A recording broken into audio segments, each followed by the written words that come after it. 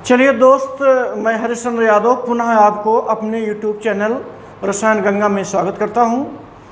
कल हमारी बात आप लोगों से एकक सेल में त्रिज्या और उसके कोर की लंबाई के मध्य संबंध के बारे में बातचीत हो गई थी और वो जो है एससी, बीसीसी और एफसीसी ये तीनों के लिए पूरा हो गया था। और आज हमने ये वादा किया था आप लोगों से कि आज के दिन हम घनत्व के बारे में चर्चा करेंगे, क्रिस्टल के घनत्व के बारे में चर्चा करेंगे। लेकिन अब देखना है वो क्रिस्टलीय घनत्व के बारे में कैसे चर्चाएं होती हैं, इसे ध्यान से समझेंगे। पहली बात, घनत्व को हम डेंसिटी की बात करें तो घनत्व किसी भी यूनिट सेल का घनत्व बहुत मायने रखता है। किसी क्रिस्टल के वजन को बनाने के लिए घनत्व बहुत मायने रखता है।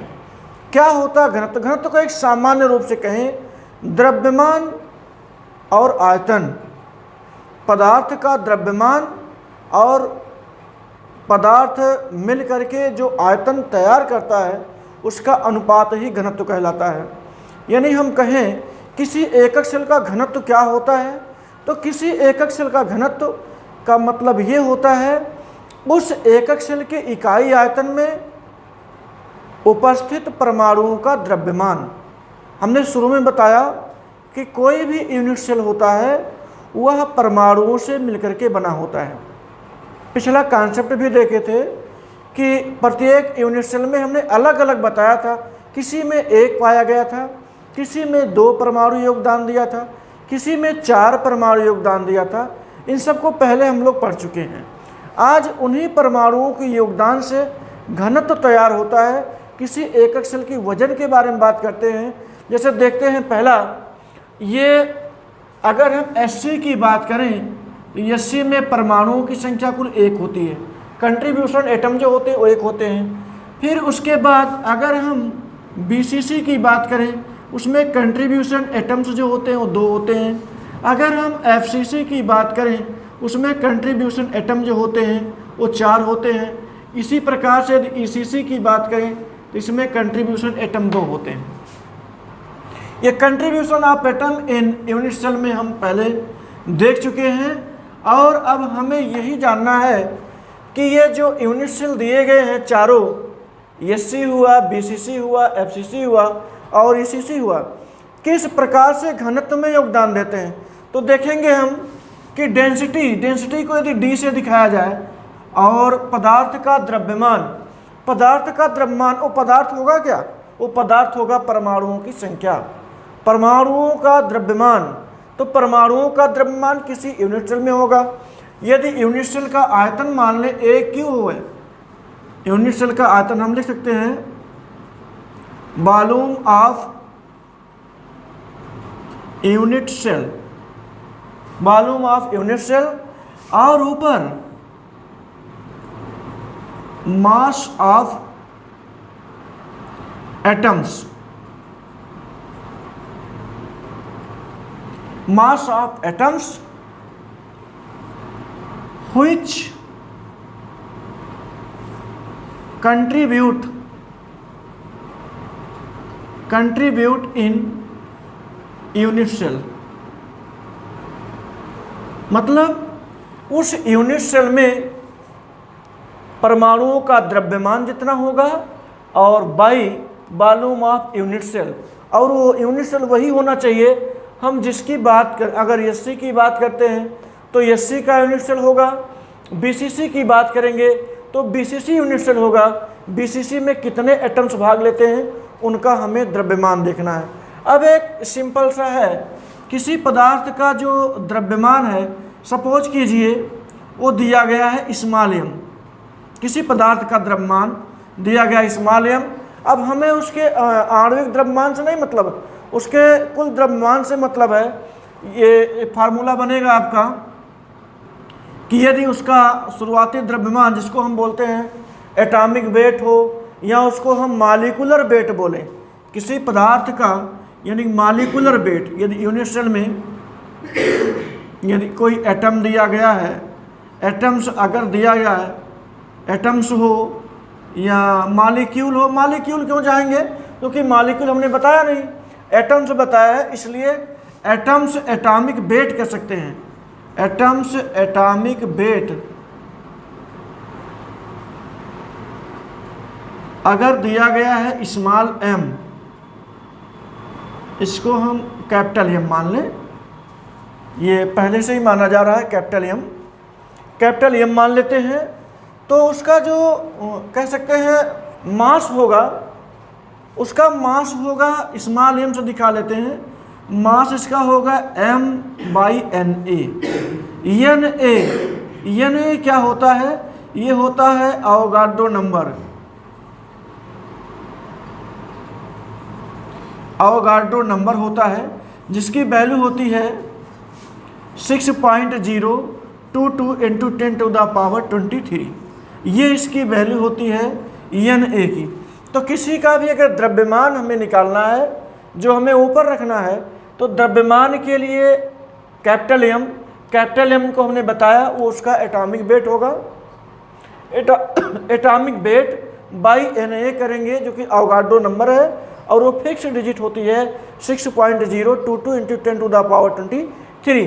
फिर आगे चलते हैं, यदि किसी यूनिट सेल में हम जिसकी भी बात करें, यूनिट सेल में नंबर ऑफ एटम्स Z हो, एक मानक मान लिया था, उसका जो परमाणुओं की संख्या Z हो, मान लेंगे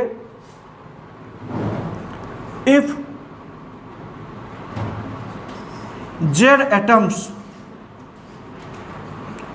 are contribute in unit cell,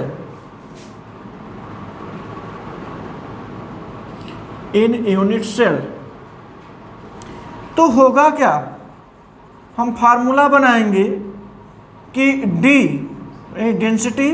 density equal to होगा क्या, यहाँ पर m/वॉल्यूम लिखे थे, और वॉल्यूम को हम मान लेते हैं n, वॉल्यूम को हम मान लेते हैं a की पावर क्यूब r करके, ये a क्यूब के फॉर्म में होगा ये, और मास को हम यहाँ पर लिख देते हैं स्मॉल m की वैल्यू देख रहे हैं कैपिटल M/Na है, और ये जो इसका volume of the unit cell वो होगा AQ। तो आकर के सामने क्या हो जाएगा, और नंबर ऑफ एटम्स जो है जो कंट्रीब्यूट कर रहे हैं उसको हम कर देंगे Z into M/Na into volume of the unit cell, ये है आपका AQ। ये हो गया आपके डेंसिटी का फार्मूला। कैसे, एक बार फिर से देखेंगे, क्योंकि इतना ही जान जाएंगे सबके लिए लागू हो जाएगा। बस Z की वैल्यू आप बढ़ाते जाएंगे, घटाते जाएंगे जिस यूनिट सेल की बात करेगा। सबसे पहले डेंसिटी है क्या, डेंसिटी मतलब mass of the atoms which contribute in unit cell, किसी एकक सेल में भाग लेने वाले परमाणुओं का द्रव्यमान, by volume of the unit cell, एकक सेल का आयतन, इन दोनों का अनुपात बनाएंगे। और volume of the unit cell की वैल्यू क्या होगी, AQ, और A क्या है, core of the unit cell. Unit cell की जो भुजा होगी उसे हम A से शो करेंगे। अब मान लेते हैं atoms atomic weight capital M, जैसे ऑक्सीजन है तो उसका 16 होगा, नाइट्रोजन है उसका 14 होगा, सोडियम है उसका 11 होगा, वह उसका एटॉमिक वेट होगा। फिर आगे चलते हैं, यदि हम एटॉमिक वेट से उसका मास देखते हैं तो mass equal to atomic weight by Na। तो atomic weight capital M/Na, Na का होगा अवोगाड्रो नंबर, जिसको हम 6.022 × 10⁻23 कहते हैं। फिर यदि कहा जाए if Z atoms are contribute in unit cell, Z atoms जैसे Z ये है, 1 भी होता है, 2 भी होता है, 4 भी होता है, 2 भी होता है, इनमें से कोई भी। अब हम जिस यूनिट सेल की बात करेंगे उसी यूनिट सेल के Z के मान को उठा करके यहाँ रख देंगे। ऐसे सिंपली देखा जाए तो ये इसका फार्मूला हमें डिजाइन हो गया कि D = Z × M/Na × AQ। अब एक की हम बात करें, यदि हम बात करते हैं सिंपल क्यूबिक यूनिट सेल की डेंसिटी बताइए, तो सिंपल क्यूबिक यूनिवर्सल में z=1 है। बस करना क्या है, हम इसे हटा करके आपको एक एक फार्मूला लिख के दिखा देते हैं। यहाँ पर यदि बात करें एससी के लिए, यहाँ लिख देते हैं for SC simple cubic universal की बात करें तो यहाँ पर d हो जाएगा z का वैल्यू कितना 1 है, 1 लिखें या ना लिखें, इंटू m/na इंटू a³ ये हो जाएगा एससी के लिए, सिंपल क्यूबिक यूनिवर्सल के लिए। सेम उसी प्रकार से दूसरा है फॉर बीसीसी करें, बीसीसी के लिए क्या होगा, इसके लिए भी d लिखेंगे। अब यहाँ पर z की वैल्यू है 2, यहाँ करेंगे 2 इंटू m/na इंटू a³, ये हो गया आपका बीसीसी के लिए। फिर इसी प्रकार से यदि हम बात करें एफसीसी के लिए तो लिखेंगे फॉर एफसीसी, वहाँ पर भी कुछ नहीं करना है, ये करेंगे d अब जहाँ पर z था वो z के स्थान पर 4 हो जाएगा, 4 इंटू m/na इंटू a³। फिर इसी प्रकार से हम बात करें ईसीसी की तो लिखेंगे for ECC and centred cubic universal की बात करें तो यहाँ पर भी वही बातें, d z और z की वैल्यू है 2 इंटू m हो जाएगा na इंटू a³। इस प्रकार से जो चारों हमारे ये simple, body centred, face centred और एंड सेंटर्ड के यूनिट सेल थे, उसमें ये सारे की सारी डेंसिटियाँ निकल के सामने आई हैं। यहाँ पर 1 किया हमने, यहाँ 2 किया, यहाँ 4 किया और यहाँ पर 2 कर दिया गया। इस प्रकार से सभी सेलों की हम डेंसिटी निकाल सकते हैं, कोई भी दिया जाए। अच्छा, इसमें न्यूमेरिकल का टाइप क्या बनता है, इसमें ज़्यादा बड़ा खेल क्या है इसका, केवल और केवल गणितीय संक्रिया है, मतलब मैथमेटिकल ऑपरेशन है, इसमें कुछ भी नहीं है। बहुत कह सकते हैं कि न्यूमेरिकल अगर है तो केवल कैलकुलेशन है।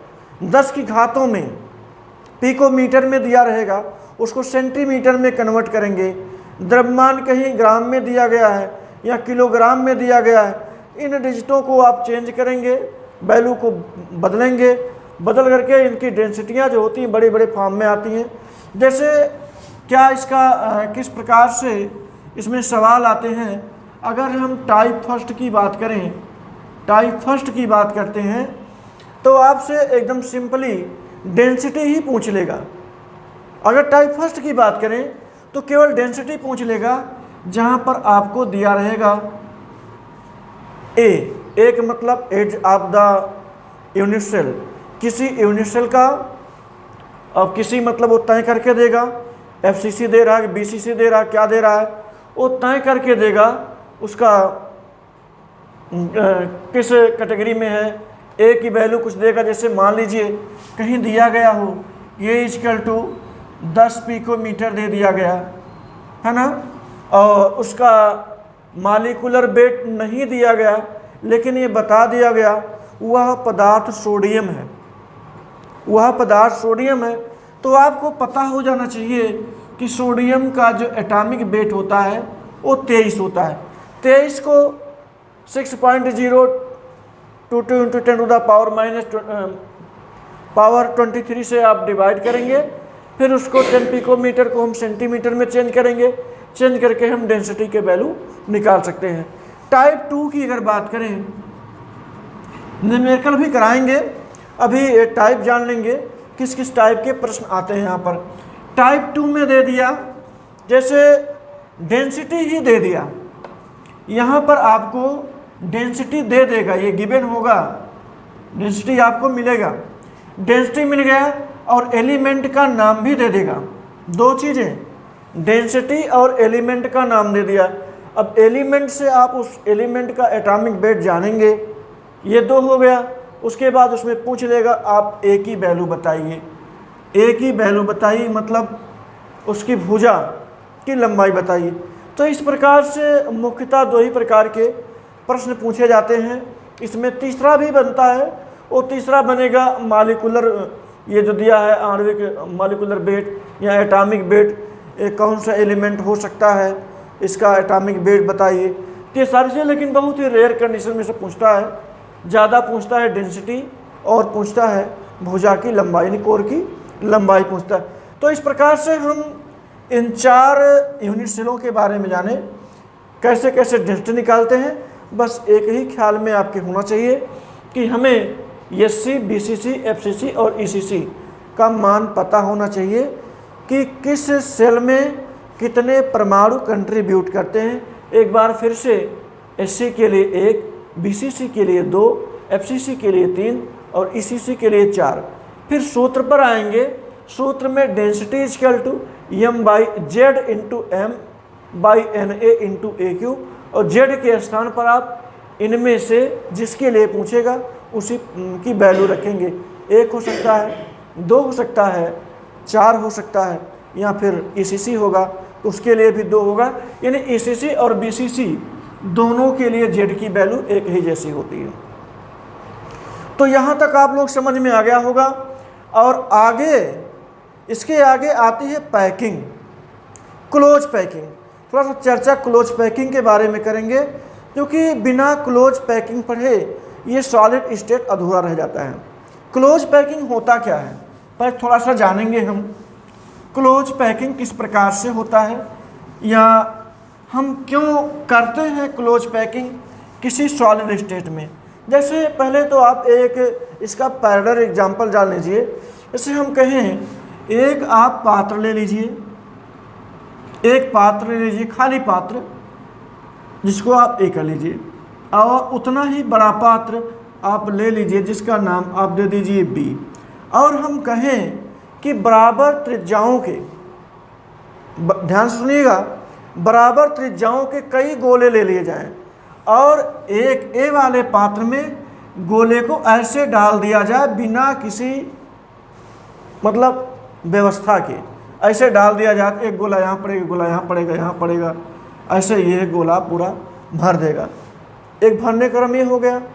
एक भरने का क्रम वही क्या होगा, आप एक एक गोले को बड़े हिसाब से, हो सकता है इसमें 3 गोले आ जाएं, और बड़े हिसाब से इनको आप सेट करने का प्रयास करेंगे तो होगा क्या, बी वाले पात्र में ए वाले पात्र के अपेक्षा ज़्यादा गोले आएंगे, जबकि दोनों का क्षेत्रफल उतना ही है।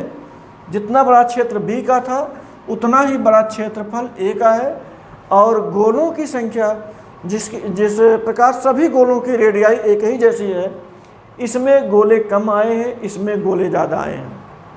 अब इसे पैक कर दिया जाए और पैक करके आपको उठाने के लिए दे दिया जाए, तो पता चलेगा ये बड़ी आसानी से उठ जाएगा और ये नहीं उठेगा। तब कुछ न कुछ तो बात समझ में आएगी, इसमें ज़्यादा भरा गया है, इसमें कम भरा गया है। क्यों कम भरा गया है? क्योंकि हमने इसकी व्यवस्था नहीं की, इसमें पैकिंग सही से नहीं की। तब यहीं पर बात आपको समझ में आएगी कि पैकिंग है क्या। पैकिंग का मतलब यहाँ पर जो पढ़ना है क्लोज पैकिंग पढ़ना है। ये देख रहे हैं क्लोज पैकिंग। क्लोज पैकिंग का तात्पर्य है कि जहाँ पर रिक्त स्थान कम पाए जाए, हमें कुछ ऐसा करना है कि रिक्त स्थान कम से कम पाए जाए, तब उसे हम कहेंगे क्लोज पैकिंग। और नहीं तो गोले को भरते जाइए बिना किसी सिस्टम के, वो रिक्तिका ज़्यादा से ज़्यादा बन जाएगा, और रिक्तिका इतना बन जाएगा अगर हम चाहें तो एक गोला इसमें डाल भी सकते हैं, लेकिन इसको इतना टेढ़ा मेढ़ा बैठा दिए कि अंदर गोला जाने का चांस ही नहीं है। तो इन्हीं सब चीज़ों को पढ़ने के लिए, समझने के लिए हमें पढ़ना होगा क्लोज पैकिंग इन सॉलिड। अब देखते हैं क्लोज पैकिंग कैसे होती है, सॉलिड्स में क्लोज पैकिंग कैसे होती है। तो एक मेथड है समझने का कि आप क्लोज पैकिंग के दौरान, जो कहने का मतलब यूनिट सेल हों, उसमें कंट्रीब्यूट करने वाले परमाणुओं को, जिसको हम गोलाकार माने हैं, बराबर की त्रिज्या के ले लेते हैं, और बराबर त्रिज्या के ले करके ही समझने का प्रयास करते हैं। तो इसमें एक होता है 1 डायमेंशनल, एक होता है, पहले हम समझेंगे वन डायमेंशनल। वन डायमेंशनल होता क्या है? जब हम किसी गोले को एक परत में ऐसे लगा दें, ऐसे किसी गोले को एक परत में हम पंक्तिबद्ध कर देते हैं, ऐसे जब पंक्तिबद्ध कर देते हैं तो इसे ही बोलते हैं वन डायमेंशनल। पैकिंग की वन डायमेंशनल है। और यहाँ पर देख रहे हैं कोई भी गोला है, ये सारे गोले हैं। अब ऐसे ऐसे आगे भी गोले बढ़ जाएंगे, लेकिन ध्यान देना है कि दूसरी लाइन नहीं ले जाना है। अगर हम दूसरी लाइन ले जाएंगे तो टू डायमेंशनल हो जाएगा, अभी जिसको हम पढ़ने वाले हैं। ये हो गया वन डायमेंशनल। यहाँ देख रहे हैं यह गोला किन्हीं दो गोलों के टच में रहता है, ये गोला भी किन्हीं दो गोलों के टच में है। इस गोले की बात करें, ये इसके टच में है, बगल वाला गोला जो डॉट डॉट हमने कर लिया, जो फ्यूचर में गोला आएगा उसके भी टच में होगा। तो प्रत्येक गोले दो एटम्स यानी दो गोलों के टच में होते हैं। इसलिए हम एक बात और, इसका कोऑर्डिनेशन नंबर, इसका कोऑर्डिनेशन जो नंबर होता है वो आ जाता है 2। अब क्या होता है कोऑर्डिनेशन नंबर? कोऑर्डिनेशन नंबर का मतलब होता है किसी केंद्रीय परमाणु से जितने गोले टच करते हों उसे ही हम बोलते हैं कोऑर्डिनेशन नंबर, यानी कि नंबर ऑफ द एटम्स हुई टच द सेंटर एटम, यानी केंद्रीय परमाणु को जो टच करते हो उनकी संख्या ही कहलाती है कोऑर्डिनेशन नंबर, यानी उपसहसंयोजी संख्या या समन्वय संख्या आप बोलेंगे। तो फिलहाल यहाँ का जो कोऑर्डिनेशन नंबर रहा वो 2 रहा। ये वन डायमेंशनल है। अभी हम पैकिंग भी करेंगे। अब देखिए ये वन डायमेंशनल है, फिर आगे चलेंगे हम टू डायमेंशनल में। टू डायमेंशनल में देखेंगे कि आप इस प्रकार से पहले वन लेयर फैला दीजिए, ये सब गोले एक दूसरे के टच करेंगे, ये हो गया। उसके बाद उसी के साइड में हम इसको इस प्रकार से फैला देते हैं, ये हो गया। इसे हम बोलते हैं टू डायमेंशनल। Two dimensional. अब टू डायमेंशनल हो गया तो यहाँ पर हम देखेंगे टू डायमेंशनल मतलब एक लाइन से ऊपर बगल में लाइन, बगल लाइन, इसी प्रकार से इसको हम बोलते हैं टू डायमेंशनल। अब टू डायमेंशनल जो है पैकिंग, 2D पैकिंग 2 प्रकार से हो सकता है।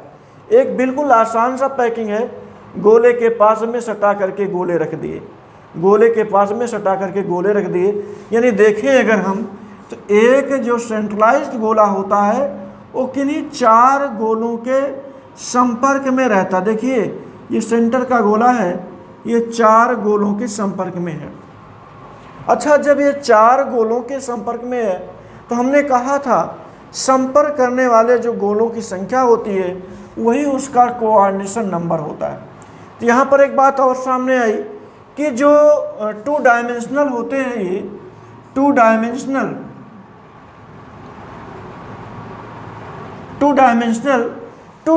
में 4 गोले टच करते हैं, इसलिए इसका CN नंबर 4 आ गया। और इसमें देख रहे हैं ये स्क्वायर बनाता है, मतलब वर्गाकार संरचना बनाती है।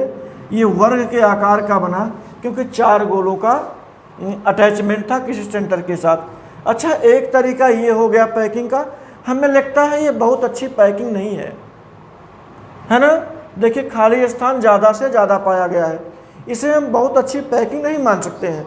फिर आगे चलते हैं, यही टू डायमेंशनल कैसे? जब एक लेयर को सटा करके दूसरा लेयर, यानी कि वन लेयर जो वन डायमेंशनल लेयर है उसी सटा करके दूसरा लेयर। लेकिन ध्यान रहे हम इसके ऊपर नहीं रखेंगे, ऊपर रखेंगे वो 3D में पहुंच जाएगा।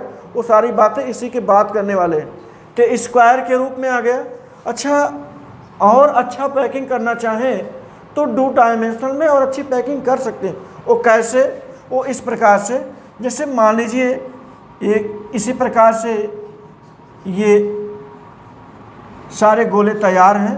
अब यहाँ देख रहे हैं ये इसका खाली जगह दिखाई दे रहा है, रिक्त स्थान दिखाई दे रहा है। अच्छा, यहाँ पर भी रिक्त स्थान था, यहाँ पर देख रहे हैं कि वर्ग के आकार का रिक्त स्थान बच रहा है, ज़्यादा रिक्त स्थान है, लेकिन हमने उसको ध्यान ही नहीं दिया। हम बस एक दूसरे को सटा करके गोले से गोला सटा करके रखे हैं और इस प्रकार सटा करके रखे हैं कि केंद्र चाहे वर्टिकल हो चाहे हॉरिजॉन्टल हो, सब एक लाइन में मिले। जैसे देखा जाए ये पॉइंट इस पॉइंट से इसके सेंटर से हॉरिजॉन्टल हो चाहे वर्टिकल हो, देखिए सारे के सारे एक लाइन में मिले हुए हैं, सारे के सारे एक लाइन में मिले हुए हैं, सब कुछ एक लाइन में मिला हुआ है। ये देखिए ये सब कुछ एक लाइन में मिले हुए हैं, हॉरिजॉन्टल और वर्टिकल दोनों लाइनें बिल्कुल केंद्र से होकर के जा रही हैं। अच्छा, अब हम बात करें इसी 2 डायमेंशनल में दूसरे टाइप की बात करें तो ये जो रिक्त स्थान दिखाई दे रहा है, हम इस रिक्त स्थान को पहले पैक करेंगे। देखिए कुछ हिस्सा जो है ये पहले लेयर को ढकने का कार्य कर रहा है।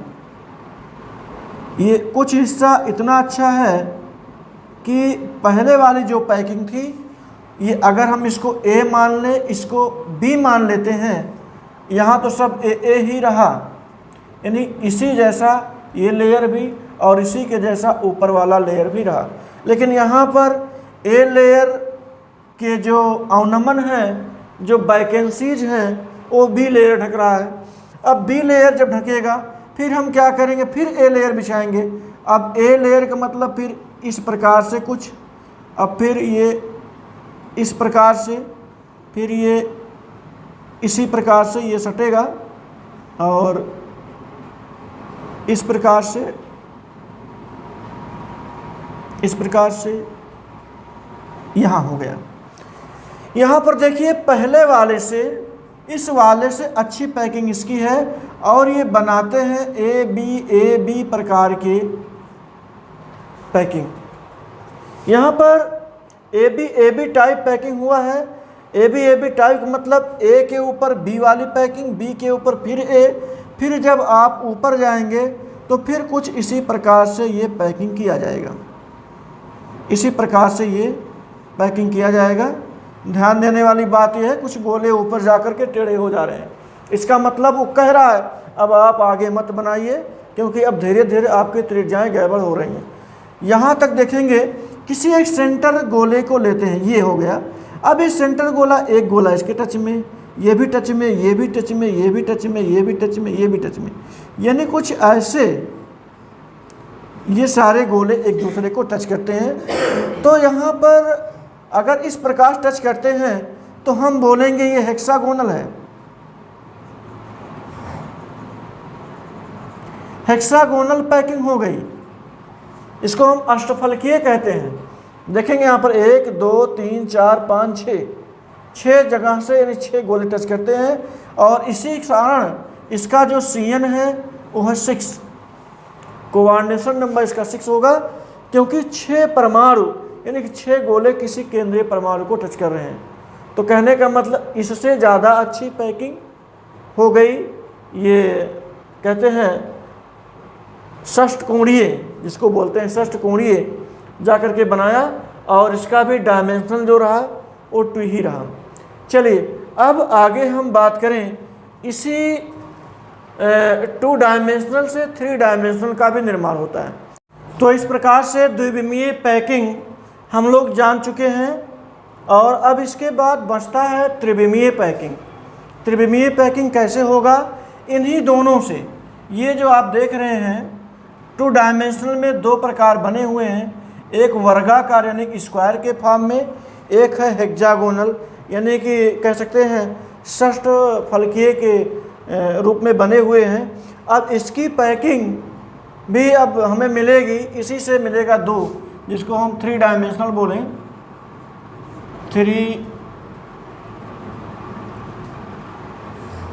3 डायमेंशनल पैकिंग, क्लोज पैकिंग जो है ये इन्हीं दोनों से तैयार होगा। अब करना क्या है कि जो इसमें खाली स्थान दिखाई दे और जो इसमें खाली स्थान दिखाई दे, अब हमें इसी के ऊपर एक लेयर रख करके इन्हीं दोनों के ऊपर एक और लेयर, एक और परत बिछा करके हमको इनके गैपिंग को ढकना है और जब गैपिंग को ढकेंगे तो वह पैकिंग क्लोज पैकिंग होगी। अब जिसे हम कल आपको नेक्स्ट वीडियो में ये देंगे। तब तक के लिए आप लोग इसको पढ़ते रहिए और 3 डायमेंशनल अगले वीडियो में आपको मिलेगा। धन्यवाद।